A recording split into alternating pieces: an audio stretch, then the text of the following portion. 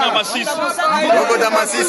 Bokangoyo, Yangoye libéré, Walikale, Walikale, Walikale.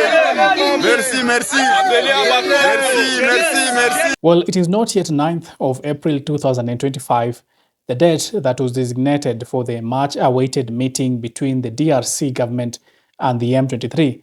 But sources are giving the information that these two parties had already met in Qatar and they had discussions about the conflict in Eastern DRC. Well, that is part of the story that I'm going to tell you in this video, as well as why Walikale is a very important and a litmus test to this entire conflict in Eastern DRC, and the moves that the M23 is making towards reassuring the DRC government of its trust in these negotiations that are looming to come the 9th of April 2025. Well, this is Bonafide. If you haven't subscribed, kindly subscribe and hit that notification button so that when I release something new on the DRC crisis, you get notified as soon as possible. Well, all efforts to de-escalate the conflict in Eastern DRC have always been geared for the DRC government and the M23 to share a table and meet and discuss about the conflict in Eastern DRC that has seen the loss of lives of many and the displacement of many Congolese in the region.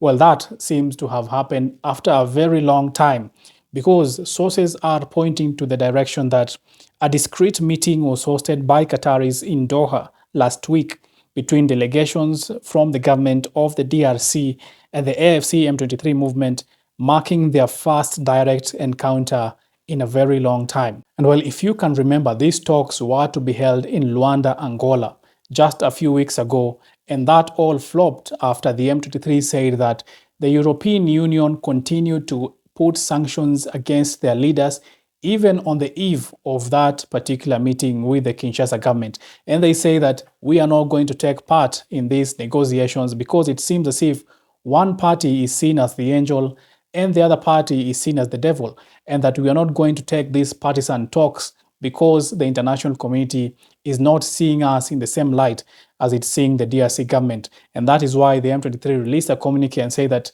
we are not going to take part in the Luanda discussions that were to be held in Angola, which the Kinshasa government, by the way, had already agreed. And then later on, we saw the two leaders, President Felix Tshisekedi of DRC and President Paul Kagame of Rwanda, in Qatar, meeting and discussing about the conflict in DRC. And they said that there should be a ceasefire between the two sides. But one party was not in that meeting, and that is the M23, although the Kinshasa government has been saying that the M23 is supported by the Rwandan government, that there is no M23, these are Rwandan forces. Well, the Rwandan government has come out several to say that we are not involved in that. And that is why the M23 also has to be part of the table to discuss about what is going on in Eastern DRC. The M23 has been saying that we want to have discussions with the Kinshasa government, to have negotiations, to talk about what is happening in Eastern DRC. That has been the stand of the M23. But the Kinshasa government has been going on and on to say that they want to speak to their peers. The president would like to speak to another president, that is President Kagame, to talk about what is happening in Eastern DRC, because he is convinced beyond reasonable doubt that he has evidence that the Rwandan Defense Forces are actually assisting the M23. And that back and forth has been going for quite some time. And that is the reason as to why these two parties, the Kinshasa government and the M23, have never shared the table to discuss about what is going on.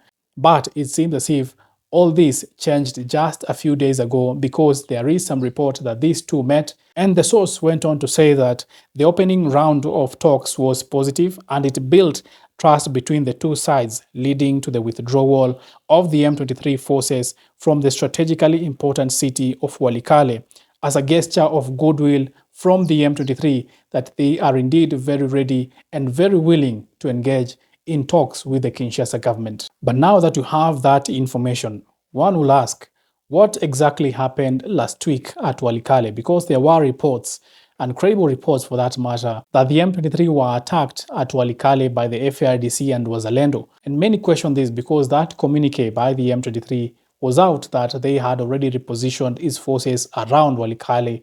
They withdrew from the town to reposition its forces around Walikale. So what exactly happened last week?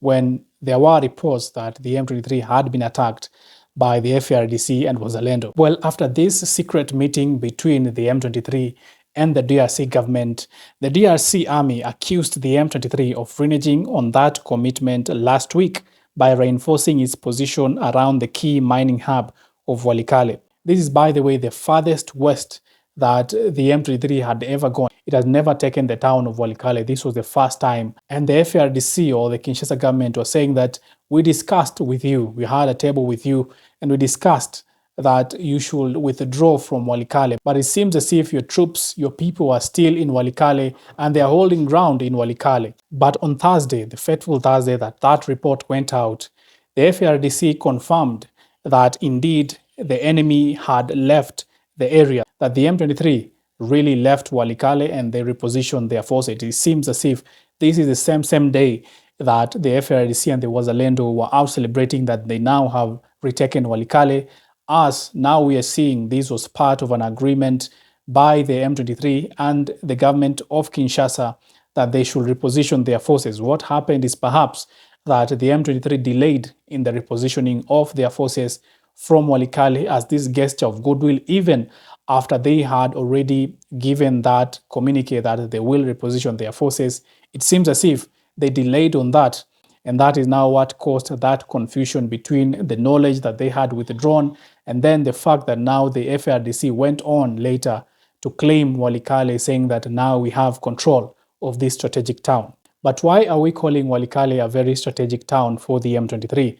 Not only because Walikale is just 400 kilometers shy from going to Kisangani, the fourth largest city in DRC.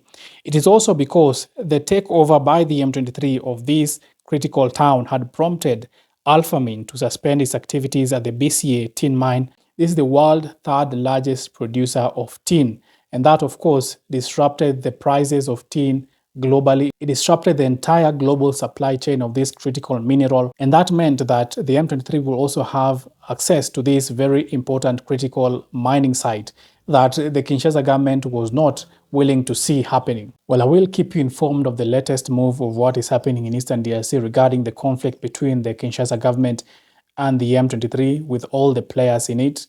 Keep it bona fide.